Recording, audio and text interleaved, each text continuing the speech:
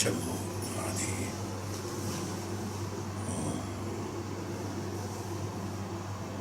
So Bhagavan said,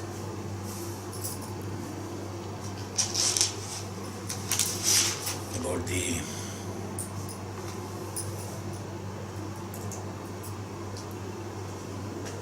last time Kartavya and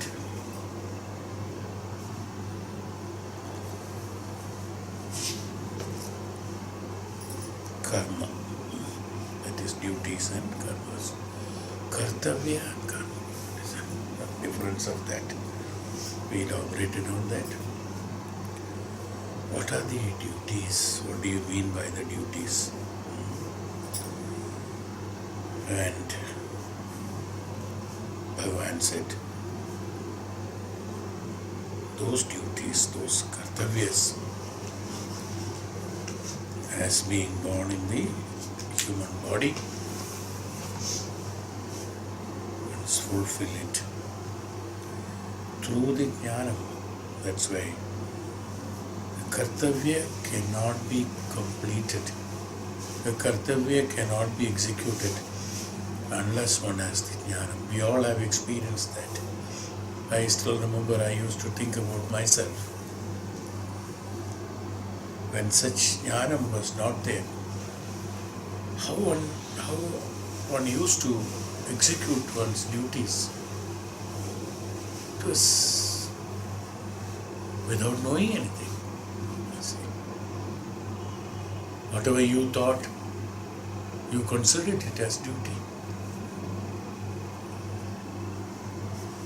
So unless there was a right direction given by somebody, right direction shown by the great men, or one takes initiative to find out what is the right direction, where we had no time. We were either preoccupied with something or other.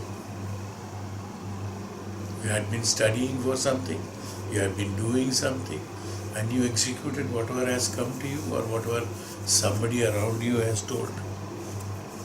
But that was not the right part.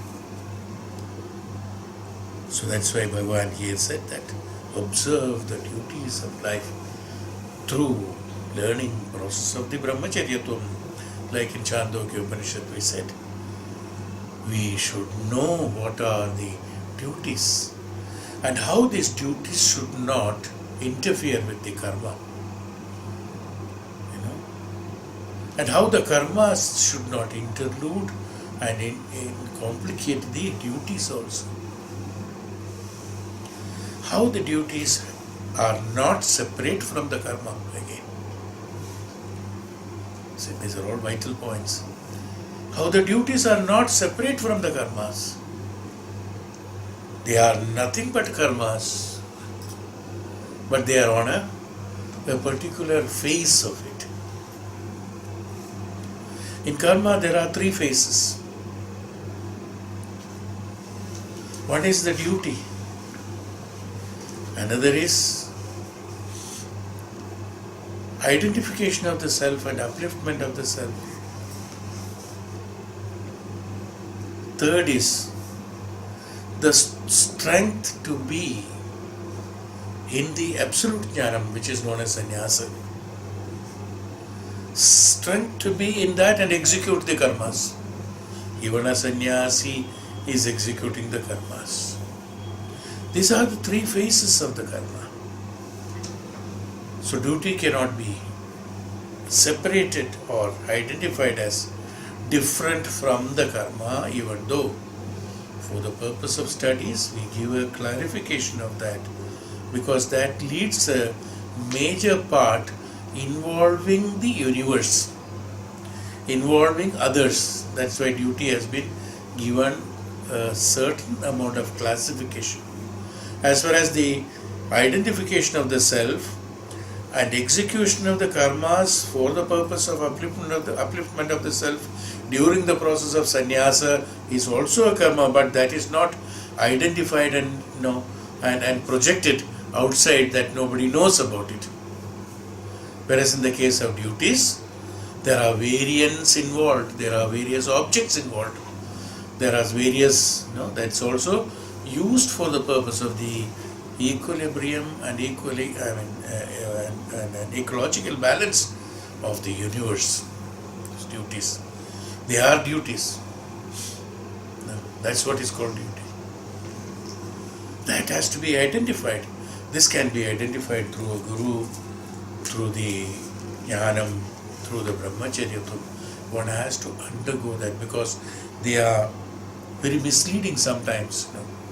One may feel that, suppose, just for an example, somebody has taken sannyasa. Taking sannyasa, it is meant for them. Shankaracharya. Mother said, don't go initially. Ultimately, because it is for the child, probably, mother has accepted, okay, you go. On one condition, that when I am dying, you should come back. Then you should do the last rites. On that condition, you go. You see, now she has put a condition.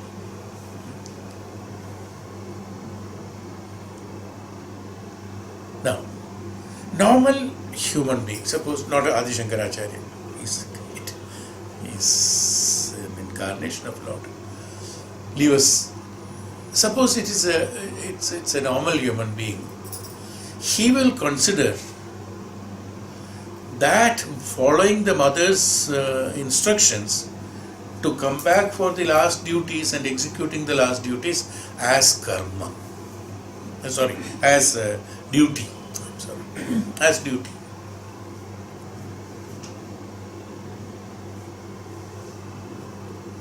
Whereas, is it a duty actually? For normal human beings, it will appear to be a duty only. No? So if suppose somebody doesn't do it, he will feel guilty of avoiding his duty. Right? Actually, is it the duty? Doing the last rites of mother's demise, after mother's demise. Is it a duty of a son? One can always say, because it appears to be a duty only, because it is for the purpose of where others are involved in it. We can consider it as a duty, but whereas, why Adi Shankara becoming there was a big discussion on this number of, I think it's full page of number of pages of discussion, because when the Brahmanas did not cooperate for taking the dead body and burning it, because this sannyasi is, once he is taken sannyasa, he is out of the Brahmana. He is a Nambudiri originally, son of Nambudiri. He is out of the caste. Sannyasi doesn't have a caste. But those days, that's why they are not Brahmanas. Those Brahmanas who considered themselves to be the Brahmanas superior, wearing a Upadhayanam, following certain rituals of the Brahmanas, have objected to a non-Brahmana getting involved into the rituals of the Brahmana, so they refuse to come. That was the reason, nothing other than that. Which is absolutely nothing other than ignorance, nothing other than ajnanam, avidya.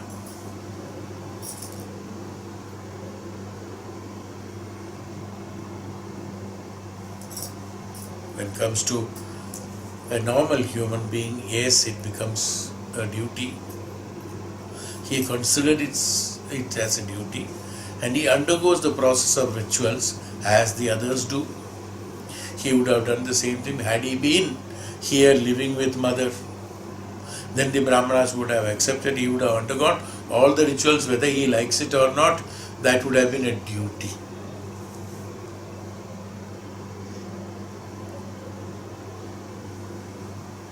Having taken sannyasa and being a sannyasi, having known the jnanam, having known the Parabrahman, having had the Parabrahma Sakshatkaram,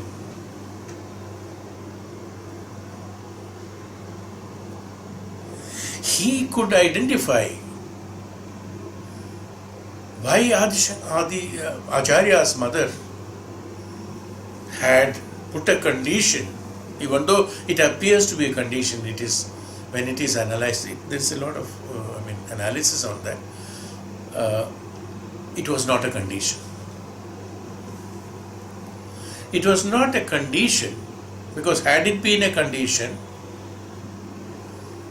mother would have told Adi Shankaracharya, I allow you to go only if you come for my funeral. That was a condition, is always relative to, related to something. Mother did not say that. Mother said, you go. But I have a request. I have a desire that you should do, being the only son. You should do my last rites, not others. There's big difference in that. So, even though I said it is a condition, it's not a condition. It's not condition. It's not on that basis he was allowed to go to take sannyasa. He was allowed to go to sannyasa, but with that she had a desire for that. Now, if for a normal human being it is a mother's funeral and the last rites to be attended as a duty of the son. Finished. Okay. Whether one likes it or not. But as far as the Acharya is concerned, as far as the great saint is concerned, it is not duty. No, it is not duty. It is not even karma for sannyasi. For Acharya, it was very clarified very clearly. For Acharya, it was dharmam. So somebody asked why it is dharma. For him only, others it is not dharma. For everyone it is dharma. Then what is that dharmam? Dharmam is nothing other than that. A mother who could bear this son like Shankaracharya is no one an ordinary person. No godly janmas are born from an ordinary an individual. Any avatara you take, the mothers of them had been in the previous janmas, had been great, punya karmas they have executed. They were only eligible to be the mothers of such incarnations. Mother, when did mother I think I am deviating that subject. Anyway, let me just suddenly it appeared to be interesting. Mother,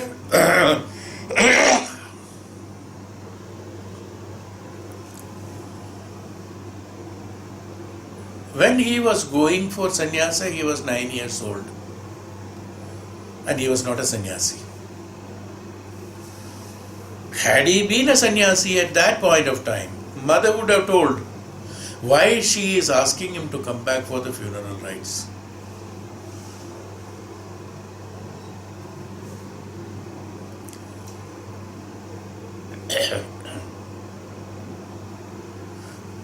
But since he was a child, he would be taking sannyasa, he would be incarnated into sannyasa, and he would be following the principles of sannyasa as the yogi and acharya.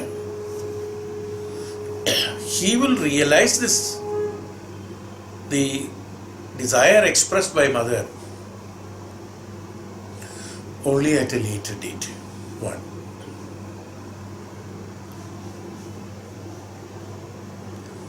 If he becomes a sannyasi, he will come for executing his dharma.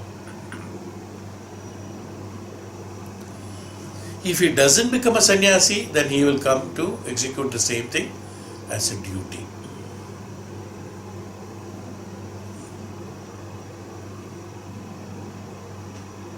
Mother being a noble soul of Adi Shankara's mother, She wanted Adi Shankara to come back only for the purpose of execution of dharma.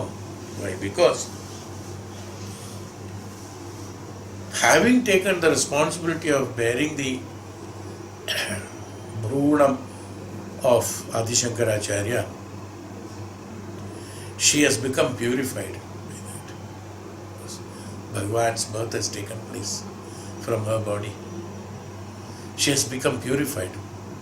Having purified a body, nobody in this earth as normal human being has a right to do the last rites. Who can execute the last rites? Only another noble soul. Adi Shankara being the son, and he would be the greatest sannyasi, she knew it. So when he comes back, he would do the dharma. What is the dharma? Dharma is nothing that. Why it is called as dharma? Why not duty? If a normal human being, he goes and does the last rites and put the mother's dead body into the chitta, it becomes a duty only, no doubt. Whereas in this case, is it a dharma? Why? Why? Because it is not that executing the last rites that she wants somebody, Adi Shankara, to come back from somewhere. Having taken, she knew that by the time I die, Adi Shankara would have reached the status of absolute sannyasi and an absolute great soul. And she wanted to see the Lord in the sun, or in presence of her, before she dies. Seeing him, she wanted to die. So it is a right, it is a dharma, it's a right of a noble soul to be seeing the Lord while dying. Is why she is told Adi Shankara to come back and do the last rites. Yes. So then she could see. The last sloka is there, where he sang that, and then she could see Bhagavan himself in him, and seeing that, she was happy and she got moksha, mukti.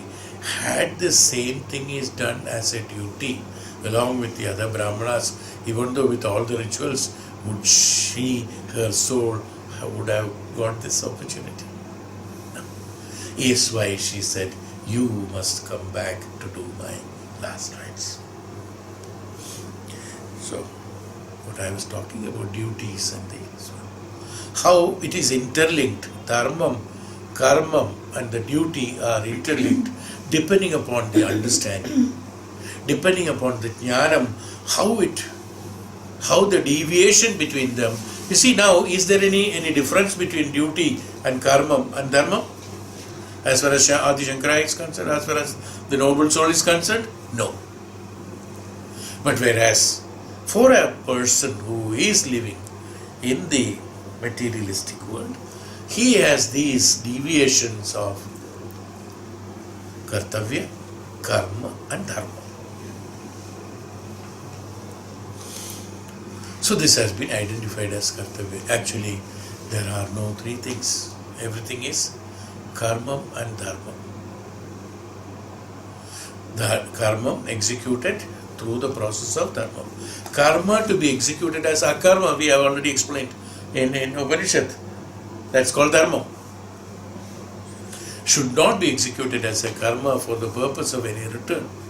Adi Shankara did not do the last rites in order to satisfy himself or satisfy his mother, nor to get any benefit out of it. It is because it is mother's right to get that vision of the Lord through him. Was her right. That was his dharma. He has to do it. Why did he go all the way to Himalayas? Why did he teach all the 4 students, disciples, all this? They are all dharma. He is supposed to do it same way. He is supposed to show mother the God through him. The godliness, that is dharma. Now, as far as when a person becomes a saint, that means one becomes a jnani, the deviations and differences and the bars between the kartavya, karma and dharma is dissolved into dharma only.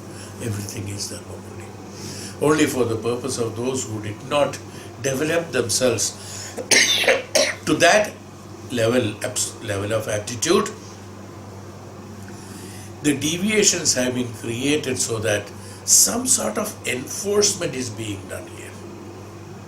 You have to do your duty. While doing the duty, now, that's why it's a great subject, duty. I think earlier also I have discussed about it. Duty is not just doing things, looking out somebody and earning money, bringing food and giving food and taking food. All these are, we can call it as duties. It is not like that. It's not like that.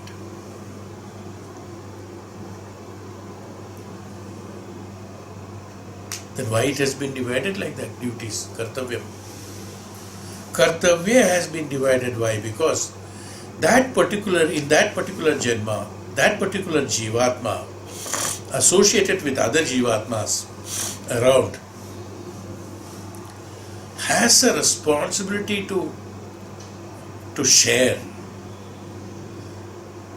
for the purpose of the shanti of the universe, to maintain the dharma of the universe. So a person, when he is executing a duty, he should become wise by executing duty as kartavya. In the sense, duty as kartavya. Okay, I have to do this, I have to do this.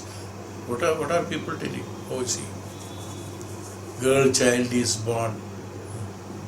We can hear people talking about, even though people say child, no. Society also tells, people also talk, girl child is born, now we have to do this, we have to. See, he is unwillingly trying to do things. Because this has happened, unwilling to look after, unwillingly to do things. So all that, so when it is done, what they say that, my duty is over, he says. Having got her married, having given so much of swarna, so much of money, so much of bhumi, so much of this, so much of wealth, everything is over. So my duty is over, he says. But actually, does it become over? It doesn't become over. Then again something happens, he is again involved. Where is it over? So actually what happened?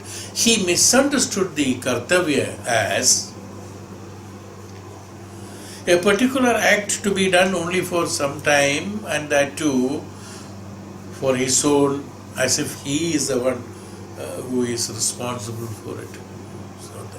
So duties are also to be executed as the karma, as the dharma. So this, when division has been made, because normal people or common people, when they keep on doing duties, many people ask also, why I am having so much of problem in my life? हमको ही क्यों ये सब करना पड़ता है? Many people think they only are sufferer in this huge world. This one person God has chosen and given all the problems. They picturize themselves as that. This is because of the identity, problem of identity. Problem of individuality. When the problem of individuality comes, kartavya becomes a burden. This is because of the avidya and the ajnana. Why one is only given? There is nobody gives and nobody takes, that we know it now. Everything is karma phala, nothing other than that. Even our duties are because of karma phala. How each one get a duty to be executed is also based on the karma phala, nothing other than that. So is there any deviation between karma and karma phala and the duty kartavya? No, there is no difference. But we called it as a kartavya because there are others involved in it. Whereas in karma and dharma, the self is involved. See? Whereas in kartavya, the others are also involved in it.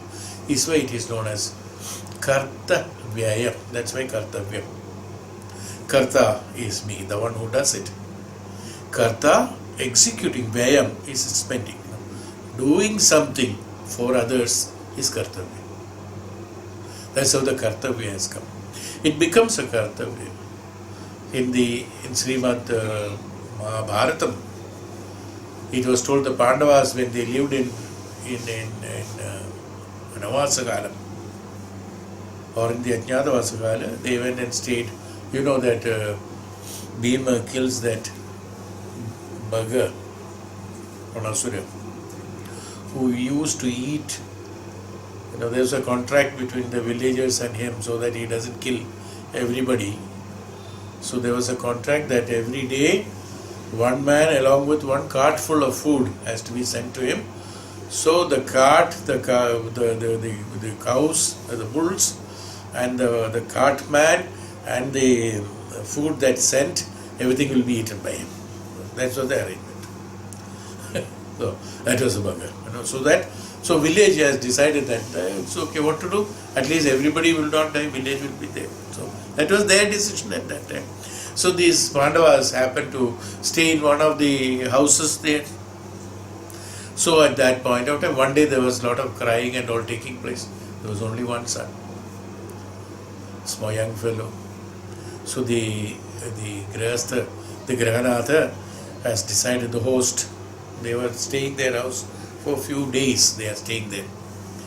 And those days it is like that, there are no guest houses, rest houses and hotels, so they have to live in somebody's house, and they were obliged, not for any money. A guest means real guest. They are looked after. They were given food, shelter, everything. When the Dharma Sangadam came that this boy has to be sent, they suddenly heard, Kunti said, hey, to the sons, why the man and the lady is crying? Because next day morning, this boy is supposed to go. Young fellow, only son. They were crying naturally. They heard the crying and they came there. What happened? We would like to know and we would like to help you. So they described the situation. Oh, then Mata said, Kunti said, don't worry. Since we are the guests, the guest is supposed to be, even though the guest, what is the real guest? The Atithi is supposed to partake or share the Sukha Dukha of the host. Whatever bad things happen, because they have been enjoying their good things. They were feeding them, they were giving them shelter, they were giving all the facilities. So that Sukha they were sharing. When they were sharing the Sukha, we are also supposed to take part in the Dukha. That's the Niyama. It is a Dharma. This is called Dharma. The other was duty. The man should go along with the cart to the bugger. Is the duty. Yes. But whereas this one, he said, it is the Dharma, so don't worry, I will send Bhima along with that. This is how the story goes on like that. So what I am trying to tell you is that this is how, even though, you see what happens, the Atithi is supposed to follow the rules of Aditeya and Adityam as sharing the happiness and the sorrows of the same house. It appears to be a duty, is it not? It's a duty of the Atithi to partake this. Suppose somebody is not well or in the other house, so the Atithi who is there, not that he will sleep in the guest room, he is supposed to take initiative and then help, is it not? This is something like that. So he is supposed to do it. It appears to be a duty for many. It appears to be a duty, whereas in the Shastras it is told that it is not duty, it is not kartavya, it is dharma.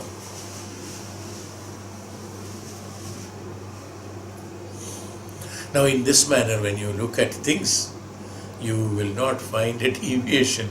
It is very difficult to draw a line between duty and karma, kartavya and karma.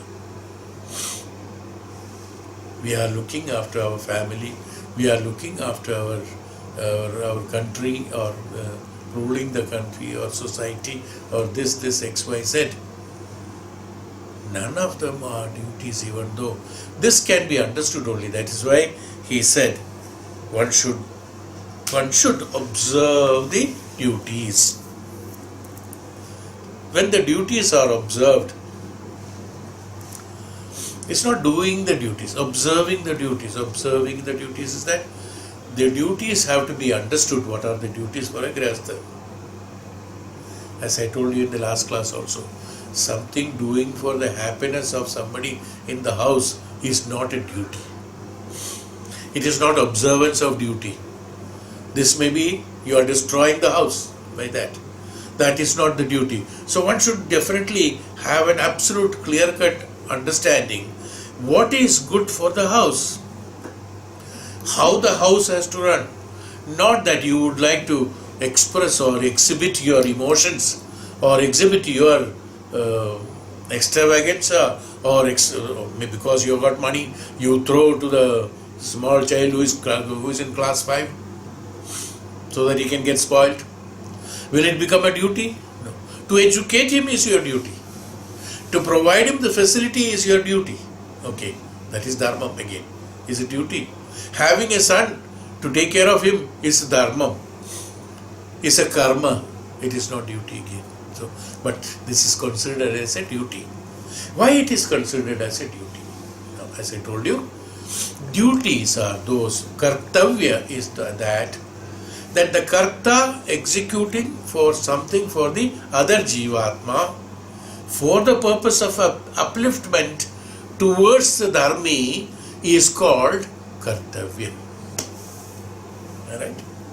Educating a son to be a good citizen of the country and executing the dharmam, and he becomes a great dharmi in this world, universe, is called a duty, is called a kartavya of a mata and pita.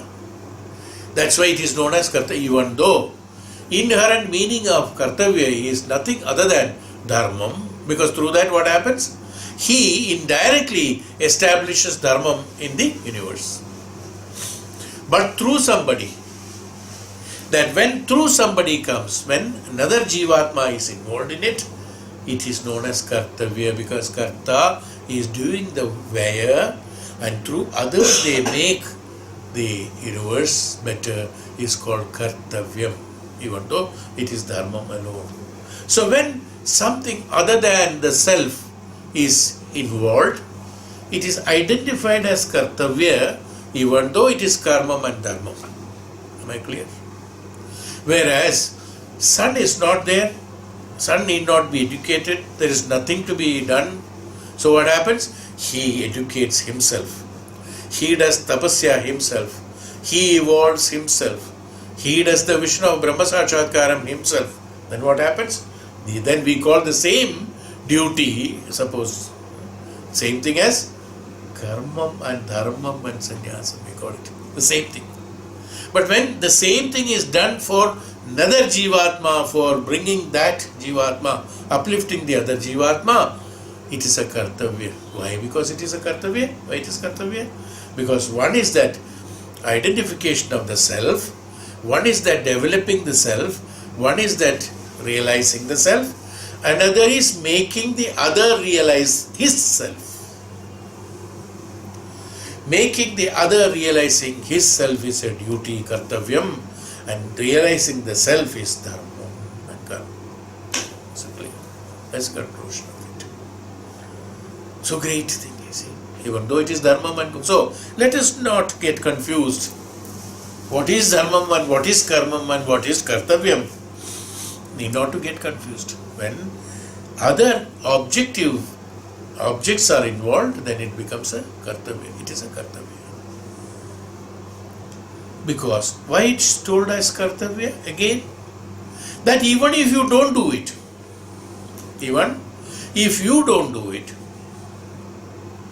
If it is his karma phala, he will get it through somebody or other. You have been deputed by the Prakriti in order to extend that help to the other person. This way it has been placed, the whole universe is placed like that. It doesn't mean that one is not there, he will not get that, he will get it. Whatever is karma phala, he will attain it. There is no doubt about it. So that is why it is known as. So even if you are not there, that is not going to matter. He will execute it. That is why it is known as kartavya. Karta. That's a karta. You have been identified as a karta. The other one is a bhokta. Yes, the one who receives it is a bhokta. The one who does it is a karta.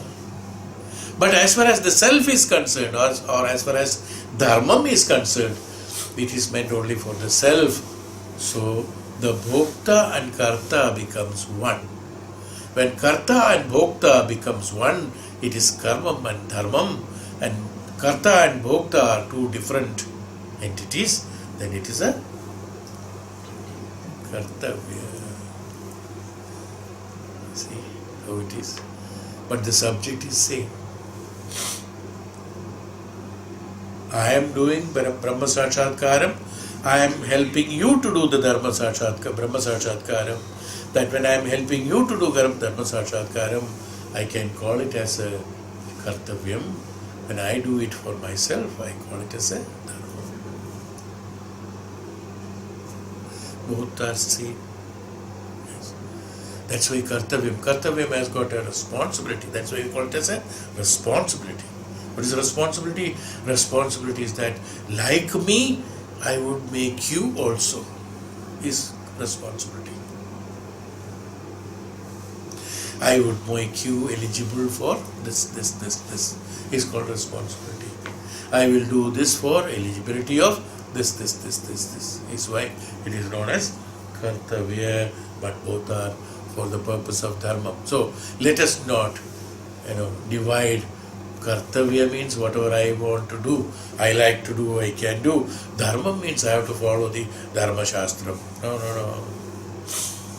Kartavya also you have to follow the Dharma Shastram only, because through Jnanam only a Kartavya can done. Otherwise what will happen? Instead of giving him directions for upliftment, you will spoil him, destroy him, or deceive him, or whatever it is. XYZ can happen.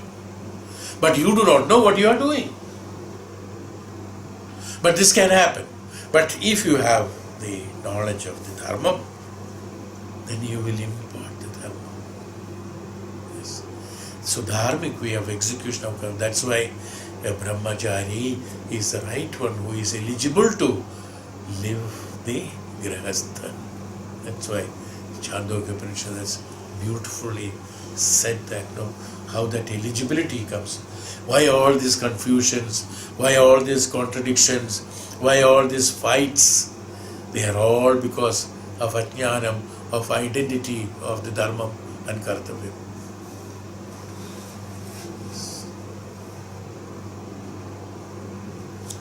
Somebody said, my ancestors have earned enough. I am enjoying it.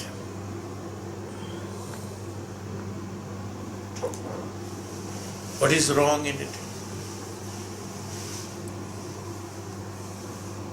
He doesn't do anything. He is only enjoying the. There is nothing wrong in enjoying the facility that is provided to you. No doubt about it. You are eligible for it. That's why you have been given. God has created you that. Your karma phalas have created that situation. But do it. But when you are doing it, you must realize that what you will have to do it next tomorrow, what you will have to do in the next janma also. So the karma that you are doing, even the enjoyment that you are doing of the ancestral property, that also should be done dharmically, not as a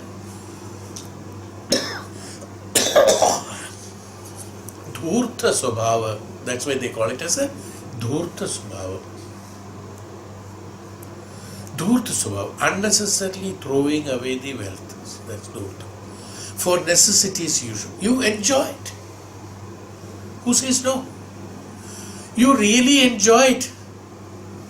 Do you want to get yourself spoiled? Do you want to destroy others and then enjoy? Many of them, I'm not joking, they use, today you tell me honestly, a man who is placed, he may be a poor man before, but the moment he becomes in the position of a particular authority, he just forgets about it and he only destroys others. His powers are shown only for destruction and disturbing others, not for helping others.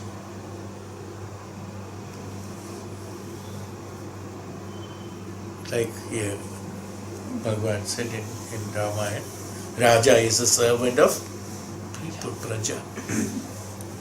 Even though it doesn't listen to you, Raja, servant. Yes, he is made Raja because he has got capabilities of stability, withstanding power and knowledge, and also the perseverance capacity plus titicha and all those forbearance capacity and all that and capacity and sacrificial capacity in order to protect the praja is why he has become the Raja.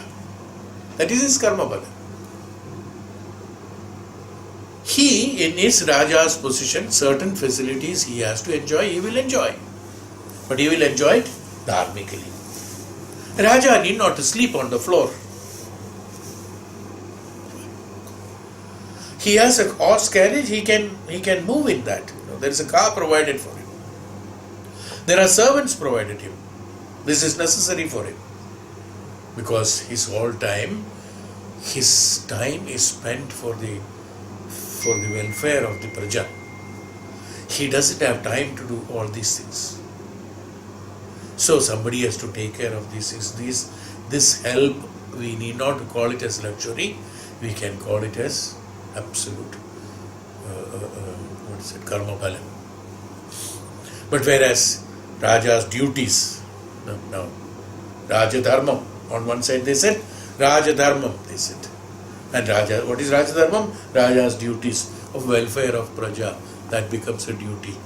If he doesn't do and only enjoy the treasury money for his own sake of hunting and shooting and then boating and hiking, and doesn't look after the praja, is it dharmic way of living? This is what I mean by that. So when he should enjoy. He should eat good food. He has to have strength. Suppose there is a war, he has to stand in front. His brain should function properly. He should sleep in comfort and right time so that he is healthy. These are all required for him. For what? To serve the praja. He sleeps so that next day morning, without tiredness, he should serve the praja. Not for enjoyment that he should sleep. Is the difference. So, same way, in us also, in our grahastha jivan also, the duties that is being done, not for the pleasure of the self, it is for maintaining the dharma. There are so many things that we are provided with, but they are all for maintaining the dharma. That should not be taken for granted that it has been given. Yes, why it was been provided? It is because of your karma phala. Second is that in order to execute dharmam, dharmic way of living in this janma, so that you, janma by janma, you will uplift yourself and then attain the Brahma Sakshatkaram, is called as a duty. Now, kartavya. That's why kartavya bodham, they said. With the kartavya bodha, one has to do the kartavya. Kanyadanam is given now. With Kanya, there is so many people talk even today. Kanyadanam is done. After that, Kanyadanam, after having Kanyadanam done, with Kanya there is no connection. It's not the meaning. Yes, Does it say anywhere? No way. This is Kanyadanam has to be given. Okay. There is a classification. The Dhanam that has been given, on that you do not have a right. That's simple. Suppose I give a Dhanam. Now I cannot say, look, hey, I have given that Dhanam, you should utilize that Dhanam in such and such way. We cannot say that. Dhanam is given, it is theirs. That's all, finished. No. There is no authority on that. It's Dhanam. This has been specifically told that so that you will not call that after Kanyadanam is over, hey, come back, the house, there is some work, you come and do it. You cannot do that. Because the Dhanam is being given for the purpose. I told you Kanyadanam, Sarvadhanal Pradhanam. For the purpose, great noble purpose. In order to bring somebody's kula, and progress into somebody's kula. Her culture is being transmitted to another kula. One Dhanam, a Kanya, whom we are giving in that, not today's condition. The Shastra I am talking about. The Kanya whom a person gives as Dhanam is highly capable, highly knowledgeable, jnani. And a lot of things are known. So that, this Kanya given in Dhanam will execute that jnanam for the purpose of one kulam, one family, one kulam. Suppose she gets 4 sons in her, 4 sons will become in that culture. She will inculcate that culture into them. Not only the sons, the moment the lady goes there, Kanya goes there in Dhanam, the whole house she maintains according to that dharma. So, you can imagine, suppose the dharma, actually what are you giving in Dhanam? You are not giving the Dhanam as a Kanya, the body. You are giving Dhanam of Jnanam to another kula. It's not the girl that is going there, it's the Jnanam that is going there. That what you have now created, that Jnanam for the purpose of upliftment of the humanity or for the dharmic way of living, this Jnanam is being used for the purpose of creation of one kula.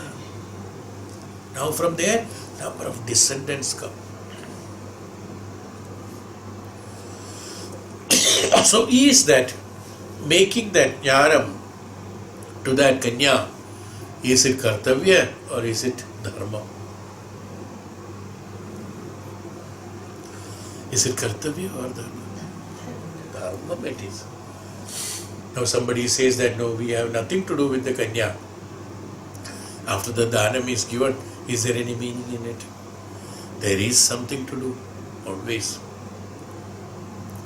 It doesn't mean that, that you do not have the ownership of it. Because that jnanam is meant for utility of something. A guru, it is something like this only. A guru imparts the knowledge to the disciple. Disciple perceives that knowledge, utilize it for their own Brahma Sakshatkaram. Yeah. So we call it as, in that Brahma Sakshatkaram, which a disciple has done, even though the jnanam was imparted by me, do the Guru has a right over it?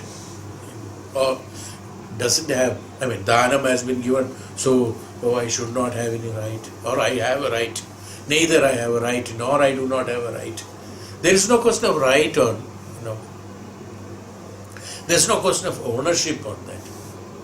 Whereas the jnanam is imparted and it is utilized, because jnanam is nobody's. Jnanam is Ishvara. Jnanam is Prakriti. Jnanam is everyone. Jnanam is everything. That jnanam is channelized through the Guru, because he is capable of taking that from the absolute consciousness and transmits it to another person, even though it appears to be a duty, kartavya. It is kartavya. But actually what happens, it is dharma that is being inculcated into the disciple so that the disciple will create the dharmic way of living so that another so many souls will attain the Brahma Sakshatkara. That is the purpose of that. So, kartavya, if we keep on talking, there will be so many things coming like this. So, kartavya and karma and dharma, one should not get confused, is why I told these deviations or definitions of these things. They even though they appear to be different, they are not different. People who understands it as different only commits the mistakes. That is my duty and this is my karma, this is my dharma. They make duties and divisions on that. No divisions. Even the kartavya has to be done dharmically only. There is no way other than that. Otherwise, you will use your emotions on that. Emotionally executing a duty is not the right method. That's what ultimately it comes to. Anyway, that was the last continuation of the last class actually. I thought, suddenly it came to my mind, so I thought let me talk something on that anyway. It's okay. Now in the 11th sloka, chapter 2, 11th sloka, Bhagavan said, here what happens. Who is speaking now?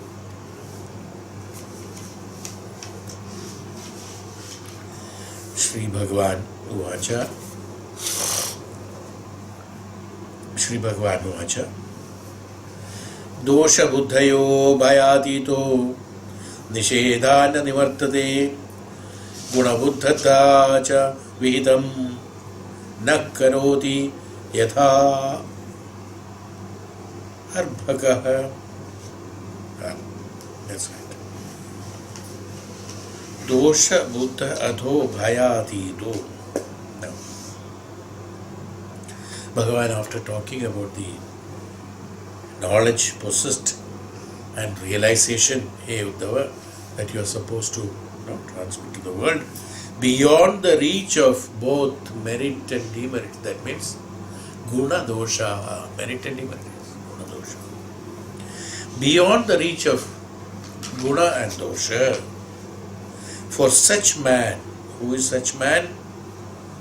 Who acts the momentum of his past good impressions or samskaras, never deviates even unconsciously from the strictly moral path. It is now his nature to do good acts and avoid evil actions. There is no chance of his behaving according to his own emotional attractions. Such a man, who even unconsciously does only good. Even in sleep you tell him he will only do good. While walking, he even doesn't think even the other one, because that doesn't come. Karma creates the thoughts and thoughts creates the karma. Karya Karana. It's the same thing. Karana is the one to create the Karya, Karya is the one to create the Karana. It is interrelated. Who came first?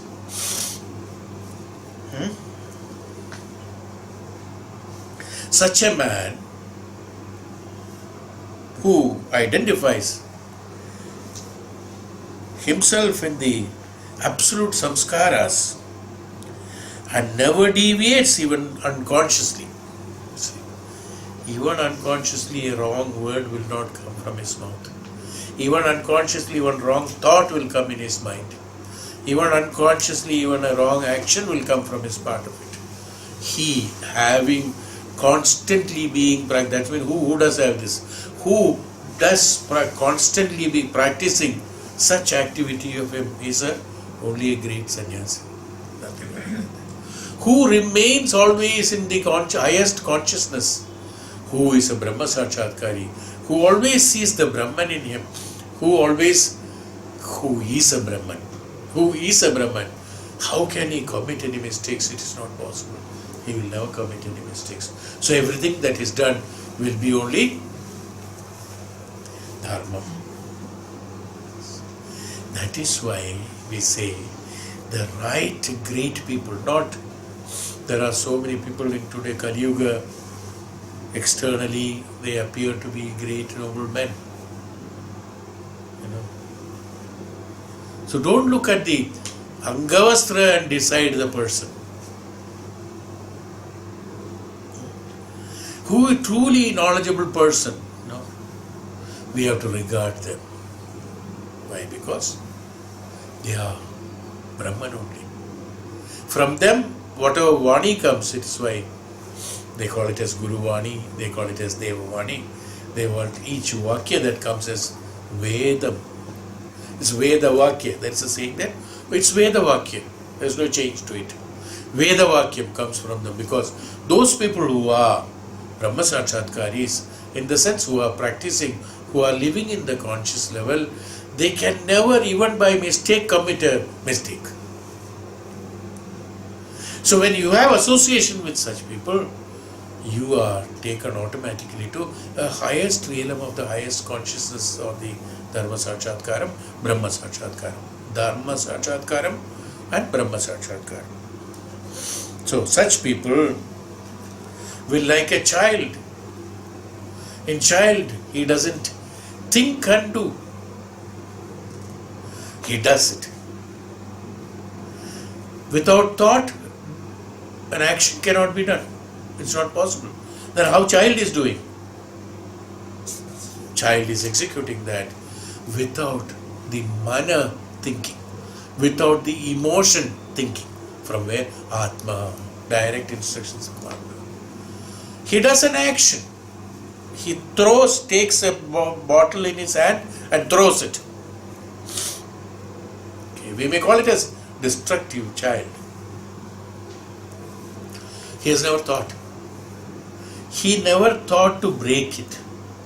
Neither he thought to take it, nor he thought to drop it. Why did he do all these things? And from where it has come? As I told you, Udana recorded all the karma phalas from where the reflection takes place. Mind is not yet developed in order to create the thoughts based on that. So what happens? Distorted instructions, because they are all in sutras. Karma phalas are in sutras. Distorted actions that is stored there will come in a distorted way to the mind. Mind, not analyzing it in the right manner, can have such activities. But we call it as an innocence. Because why it is called as an innocence? Because there is no sense involved in it. Is why innocent. There is no sense, means what? Sensual organs are not involved in it. There is no sense involved in it. We always say, do it sensibly. That means you have to analyze. Behave sensibly. Behave sensibly in market in a different way. Behave sensibly in the party in different way. Behave sensibly in the office is different way. Behave sensibly in a transport different way, like that. What is it, behave sensibly? Is it not? You understand what I am talking to? We never said behave sensibly always. No. We always said there you behave sensibly. That means that particular decorum, whatever it is, whether you like it or not, you do it. Whether you like to smile or not, brush your teeth, just show it. But brush is better. Or in such and such place, don't talk loud. Suppose some meditation hall, behave yourself. What's that? In meditation hall, you are not supposed to talk loud. In a classroom, you have to talk loud. Please talk loud, I can't hear. See, understood what I am trying to tell you? I am giving a lot of examples only to, because these are explanations, nobody gives, nobody understands. Okay, when I say you understand it, that's all. But otherwise you don't analyze it. This is why we said that innocence. The other things are all done sensibly, with senses. Doesn't mean it is right. These do sensibly changes from time to time, era to era, period to period, month to month, day to day. All the senses changes, is it not? Do it sensibly. Where the sensory system is involved, the senses are involved. Where the sensory system is involved, that means an external, absolutely based on the external application. That's called senses. We think, oh, sensibly doing means very great. Well, it is good, it is necessary also, it's not that. It is necessary, we have to maintain certain things according to the sensibly also. But a childlike, here what has happened, a great man, such a man is like child, that's why he say childlike. He is like a childlike, child does it. He never gives an importance to mana in between. Their mind is not involved because there are no indriyas controlling the mana, no sensual systems are controlling the mind, nor feeding up, nor the mind is dependent on all those things, but it takes directly instructions from the Atman and executes it. Child also does it. A great man who is a Brahma Sakshatkari also does it. Is why he said childlike. That's why we also say child is like God. Where is it application eligible? Not that his hands and legs and eyes are looking like God. No. The consciousness, the absentism of mind is known as godliness there. With the mind, with your sensory system, with mind and dependency on the Panchendriyas, you become a human. The godliness is something else. So it's why he said childlike. Desist from the prohibited actions, but not through a sense of evil, and perform enjoined actions, but not through an idea that will conduce to merit. Guna, that is.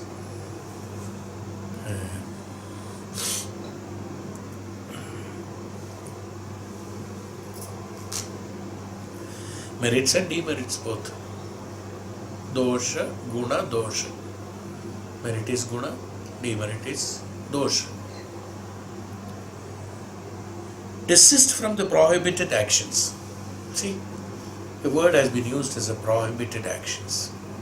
That means there are certain actions which are prohibited. Why a prohibition has been induced, prohibition has been ordered on that, prohibition has been initiated on that. Why prohibition? A prohibition is that prohibition to destruction. That's why prohibited. What is prohibition?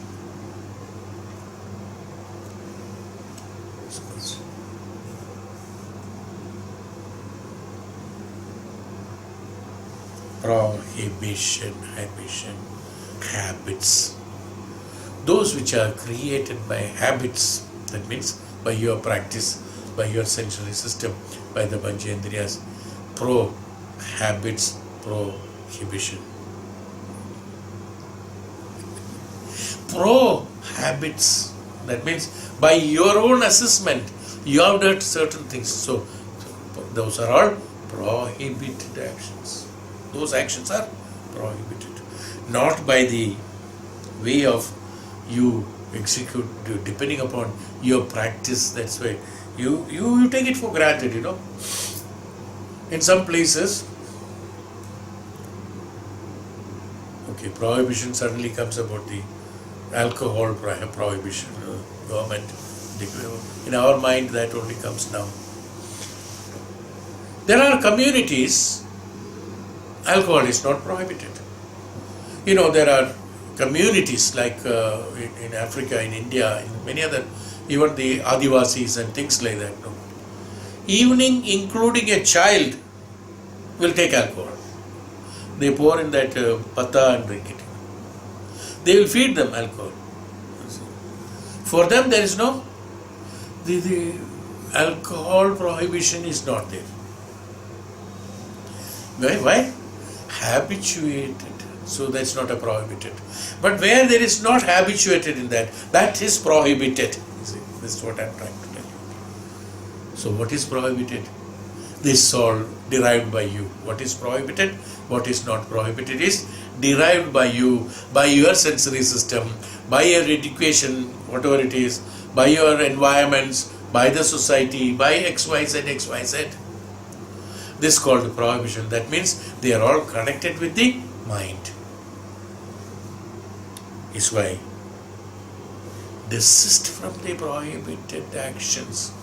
Those prohibited actions which are prohibited by the... Now this is one kind of prohibition that you do according to your way of living, type of living, from time to time, from era to era, this changes. But there are certain way of living that has been imposed by the nature, by the Prakriti. Prohibiting that, desisting the prohibition of that. See, that's what he's talking about. Then what? But not through the sense of evil. Evil senses will always come. Something when you start doing it, the good and evil both will come. You choose according to that.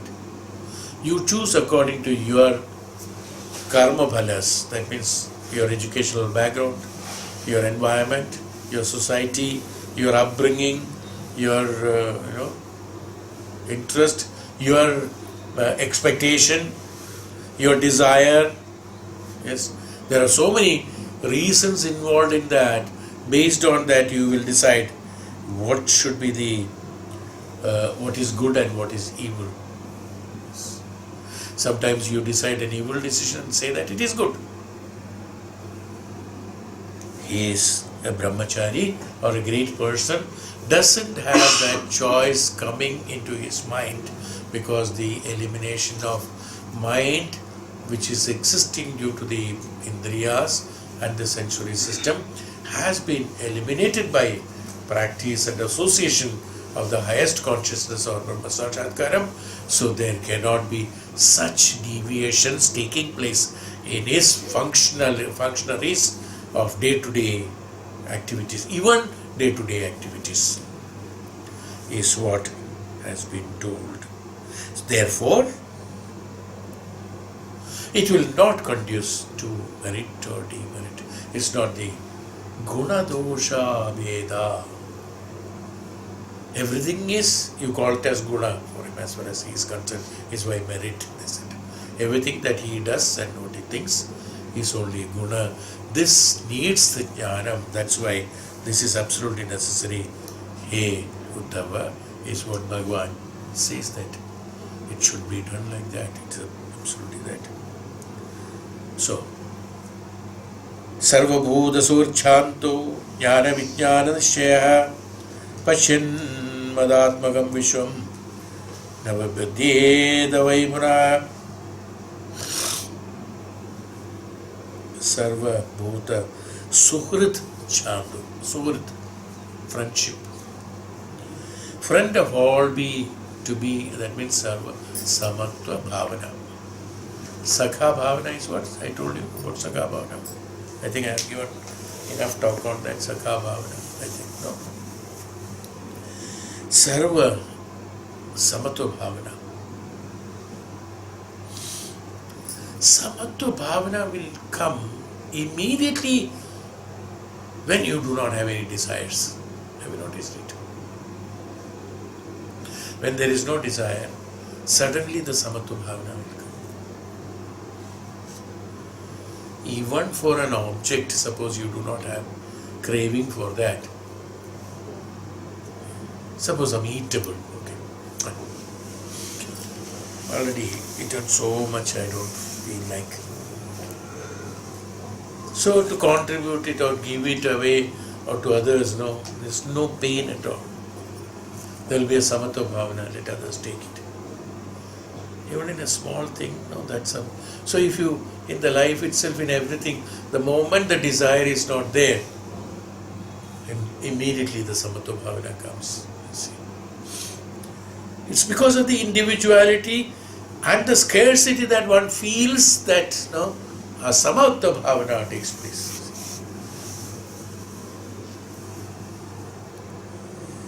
Friend of all being with the settled conviction due to knowledge and realization. With settled conviction of due to knowledge and realization. And beholding the universe as consisting, here Bhagavan says, consisting of nothing but me. No more comes grief. Here the grief has been specifically mentioned. Where is the grief? Let me see. Dukkha. What is the moola karana of the dukkha?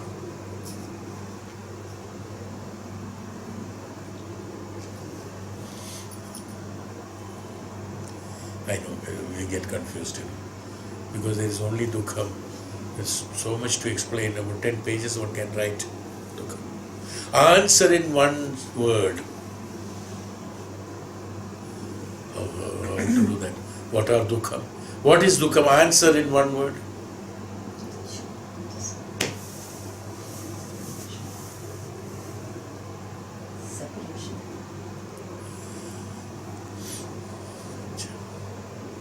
Separation will happen only when they are there. I know, it's difficult.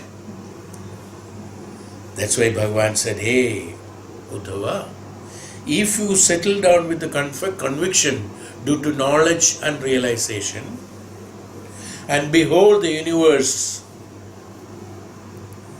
as consisting of nothing but me, means everything is Brahma. Sarvam Kalvidam Brahma, that's the meaning. If you think that, then there will be no more grief. What is a grief? The grief is nothing but here. Here grief has been mentioned based on the meaning of transmigration, Janma, birth. What is a grief? The biggest birth. You said separation. Separation comes only after birth.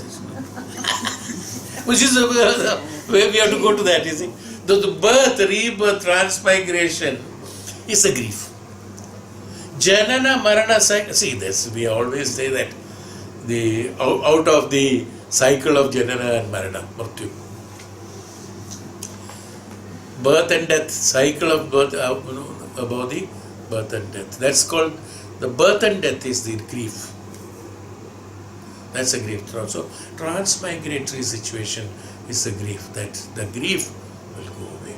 Once you do this, Avadhuta, this message you should transmit to all them. Sri Shuka Uvacha, Maharshi Shuka, Devarishi Maharshi Shuka told Parikshit, Shuka Uvacha, Ityadishto Bhagavata Mahabhagavato Nrapa. Hey Rajan, Bhagavan Mahaprabhu, he told this to Uddhava. This is how it has to be, so that one will not have the grief. Why should you have the grief that you are going to die? That transmigratory thought has to be going this way. Uddhava pranipatyaha tattvajijñā surachyutam.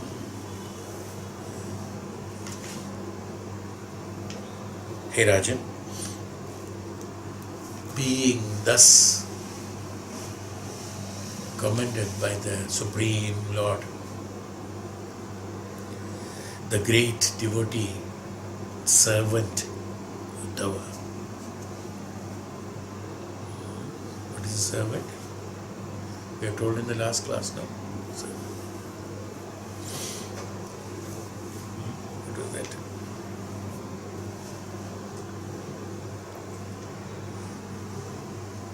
Ashrita, Bhrityam, Bhrityata, no? Desirous to know the truth. Why did Bhagavan say this? Uddhava asked for it. So he was desirous to know the truth. Hey Bhagavaye Rajan, Bhagavan said thus to Uddhava, who is his devotee, who is his Bhritya, means most closest one is called Bhritya. Bhritya is not, it's a paid servant. The one who is, what did I say? Last class, do you remember? You should remember these words. They are very beautiful to remember. In our life, it will be beautiful to remember that. Bhrityata or servanthood. Bhrityata or what did I say next? Sevak. Bhrityata. Bhrityata is that, as I told you, Seva Bhava has to be there, then only he can be a Sevak. Seva is done not expecting anything. That's called Sevanam. Sevanam is done with his own bhakti, with his own shraddha, that is done, without expecting anything. So Bhagavan, what did Bhagavan said last class, ma'am? I told you that. Bhagavan said, a Sevak is greater than Bhagavan. Bhagavan gives boons after he does the tapasya. A sevak does the seva to Bhagavan without his asking and knowing his requirements. It's called sevak. Who is big? Sevak is big. That's what Bhagavan said. That's why Bhagavan did. You remember that Bhagavan Krishna is Kuchela. What is Kuchela's Sudama? When Sudama went to him, Kuchela went to him, Bhagavan immediately took his legs, dirty legs, bleeding, and cuts and torn, pricked and all that, sitting with that Pitambara, he's sitting there, made him sit there, took his feet by force. He is telling, hey Krishna, what are you doing? He said, keep quiet. He took his feet, put it on his lap, and then was washing it and cleaning it and making him comfortable on that. He said that, no, you will not get in number of janmas, you will not get this, because a sevak is greater than Bhagavan. I give blessings and boons only after they do the penance. Great tapasya has to be done. Then only they will get something from me. But he, without giving anything, without asking for anything, whatever I want, he keeps on giving. Is why Bhagavan said, great devotee, Bhritya of Bhagavan, desirous to know the truth, who expressed what he wanted at class only. Hey Bhagavan, tell me the Satyam. I am confused. Prostrated himself in front of Bhagavan Sri Krishna and said, what did he say at that time? After Bhagavan said this, that Ityadishto Bhagavata Sri Shuka Maharaj, Sri Bhagavan Shuka, Maharshi Shuka told Rajan that, look, this is the words of Bhagavan, this is the Vani of Bhagavan, this is the Amrita Vani of Bhagavan, this is the Veda Vakya. You must remember all this so that you get the moksha. So he said, Uddhava Vacha, prostrating in front of him, Bhagavan, he said, Yogesha Yoga Vinyasa, Yogatman Yoga Sambhava,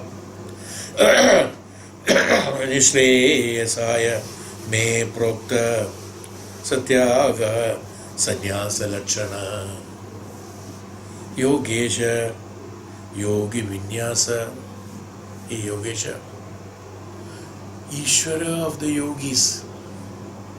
And from yoga vinyasa, from where the sannyas, for the sannyasis, the yoga is being projected from you, reflected from you, so that the sannyasi can avail that and become one with you. So yogesha, yoga vinyasa, that's why these two classifications have been used. The one who is a yogesha, the one who also reflects the yoga for others so that they can merge in him, facilitating them to come in. Yoga Atman Yoga Sambhava. Oh, you have the treasure of yoga in you, of the yogis, the embodiment of yoga. You are the embodiment of yoga. What is yoga? Yujyate iti yoga. One merging with the Lord is yoga. That's all, nothing other than that. Who makes it possible? You only make it possible. Who merges? You merge.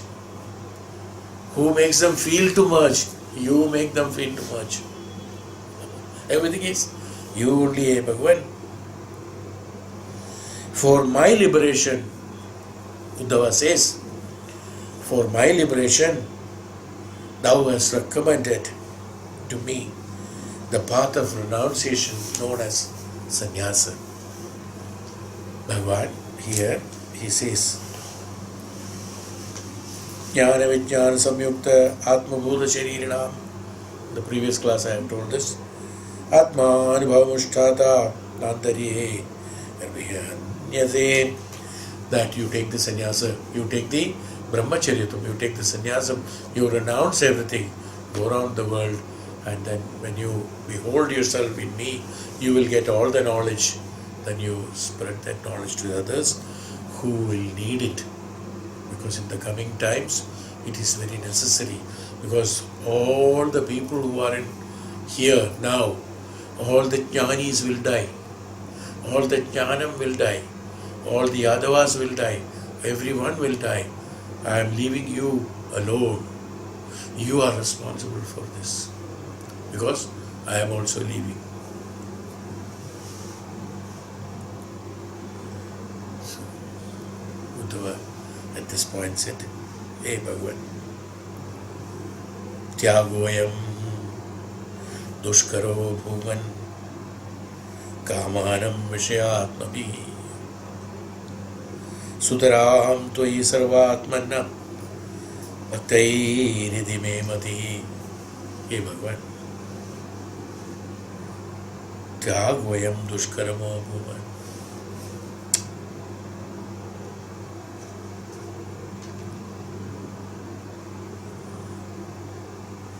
It is Dushkaram. Bhagavan, whatever said and done, it's okay. How can I leave you?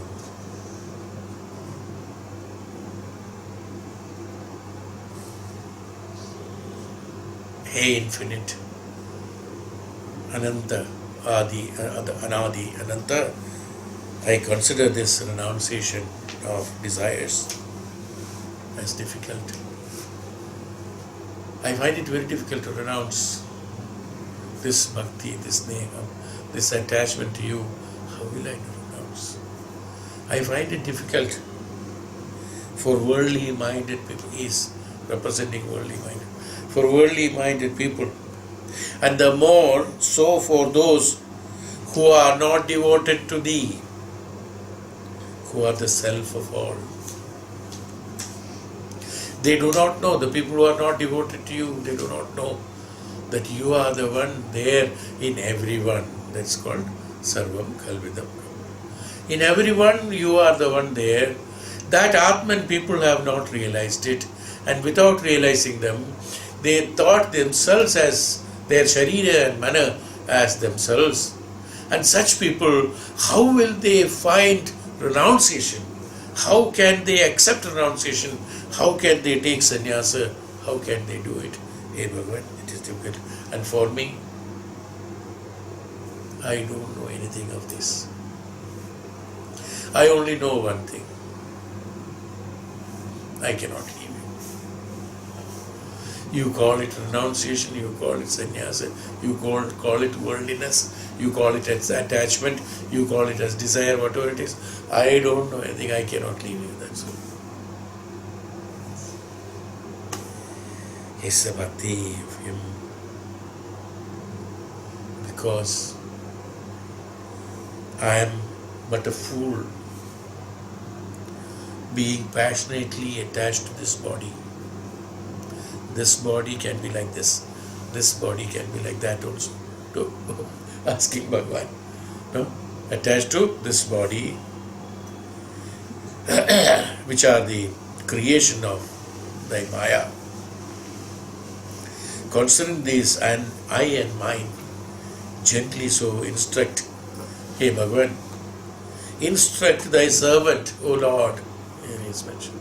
Instruct your sevak, hey Bhagavan, so that I can faithfully carry out what thou hast taught me, is what he is requesting. Bhagavan, hey Bhagavan, everything is okay, you are telling me to take sannyasa, but how do I do it? I had been with you for 114 years. You have taught me so many things. At this moment, nothing comes to my mind, because the only thing comes to my mind is that I cannot leave you. You said you are going, I can't live without you. I cannot live without you, you have to take me with you. Or if at all I have to live here, I don't remember anything. Which one, what you taught me, should I? So this happens, no? This happens. So many things we have learnt. Now which one to be applied now? It has come to a stage now, nobody will be there, I am alone. And how will I apply this jnanam? How to do it? So long I was tagging along with you. Now it has become only me. I have to do it. I have learnt everything from you. Now which one has to be used now? Totally, because his emotion, his attachment to Bhagavan, his bhakti to Bhagavan, being a sevak, his mind, here also what happens? His mind has stopped functioning. Only his Bhagavan is there in his mind. So he says, O Lord, even among the gods, you are the only one who is merciful, and so you must tell me what is to be done. Therefore, afflicted by sins and dispirited, do I take my refuge in thee, who art unimpeachable, infinite and eternal and omniscience, the Lord of universe, who dwellest in the changeless Vaikuntha, who art the Supreme Being, Narayana, and the friend of man. Therefore, with the sins that I have done and dispirited, do I take my refuge in thee. What else I can do with all these confusions, like Arjuna projected his Vishada? Here he is projecting his Vishada. Bhagavan, he sat down, then he said, Sri Bhagavan Uvacha. Now Bhagavan advises him. Sri Bhagavan Uvacha Prayena Manuja Loko Loka Tattva Vichichnaha Samudharanti Hyatmanam Atmanai Vashubhashayat. Very often in the world, men who have truly discerned the truth about the universe deliver themselves from evil inclination through their own exertions. Evil is always happening with their own. As I told you that when two things are coming, we conveniently choose evil for the purpose of attainment of some benefit out of deriving some benefit out of it. So it is chosen by people of their own exertions. They should not do that. The self alone, the self in the sense here, Atman. Atman alone is the truth. Brahman alone is the truth. This has to be understood. Hey Uddhava, there is no other way. This truth has to be understood in whichever way it is. Upanishad has taught us in a big, large way how to identify the Brahman here in one sentence, he said. And then, those who are of a balanced mind, are skilled to the knowledge and yoga, behold me in the human body as fully manifest in the sense, manifested Atma. That's the one prana, a manifested prana is manifest, endowed with all powers. Manifested powers. This powers has got only the Atma has got, and this one has got. Sway Bhagavan. There are many created cities, there are many created people in this world, there are many created Jivatmas in this world, but Bhagavan says, for me, me Paurushe Priya. For me, the human being is most Priya, most it's a favorite of mine. So like this it goes, and then he says at one point of time. Okay, now comes to the shloka 24th in the chapter 2, which we will take only in the next class. I'll just read it. Tatrayudaharanti me mihasam puratanam avadhutasya samvadam idoramite jasa. Now, regarding this, they also cite an old tale compressing of the dialogue between Yadu and the matchless whaler who is known as Avadhuta. And Avadhuta is a saint who is like a Digambara sannyasi, who doesn't wear any clothes, the world is his everything, roam around from place to place, he never static at one place, keeps on moving. Highly intelligent people, because they are Brahma Sakshatkaris, they do not have the conscious of the body, so they don't wear clothes and all that, they are in Brahman always. So such is known as the Avadhuta, a great knowledgeable person, young person by age, biological age. So in this what happens, Bhagavan telling a story to Uddhava. There was once upon a time the Yadu is the son of Yayati, grandson of Nahusha, Yayati's son, and so powerful king of the Surya Vamsha, lunar race. Chandra Vamsha, lunar race. Chandra Vamshi, and ancestors of Sri Krishna, Yadu Vamshi, they are all Yadu Vamshis. So there was a Yadu who was very senior most. He is the one who was asked this Avadhuta to know how much the saint is saintly. He wanted to know. Yadu being the Raja, he was asking. Now, further explanations are there. What the Avadhuta tells about the Jnanam to the Yadu is a beautiful chapter again. So it will be a continuity, we will take it next class. Om Shanti. So what I am going to take is 25th shloka we will take next class.